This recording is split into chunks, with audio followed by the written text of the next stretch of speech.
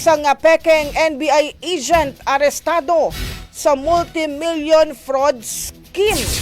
Brigada Shaina Rose sa Yupan, ibrigada mo! Brigada Live Report. Arestado ng Pasay City Police ang isang lalaki na nagpanggap na NBI Intelligence Officer upang makapanloko ng isang negosyante sa halagang 10 million pesos.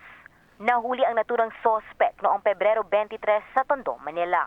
Ayon sa reklamo ni alias Chen, ibinigay niya ang pera sa sospek noong Pebrero 20 sa isang seafood restaurant sa Pasay City. Nangako umano ito na palalayain ang 20 Chinese nationals na nakakulong sa NBI Anti-Crime Cyber Unit matapos ang operasyon sa isang KTV bar sa Parañaque City. Ngunit nabigo ang sospek na tuparin ang pinag-usapan at nanatili sa kustodiya ng NBI ang mga dayuhan.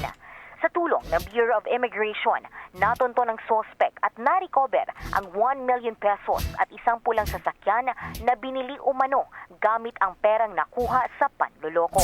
Sasampahan ng kasong estafa at usurpation of authority ang akusado. In the heart of changing lives, ako si Brigada Shaina Rose Yupan ng 105.1 Brigada News FM Manila, the Music and News Authority. Ronda Brigada. Ang bahaging ito ay hatid sa atin ng Mom's Love ES1 Capsule. Simulang tuparin ang pangarap ng iyong anak. And starting now,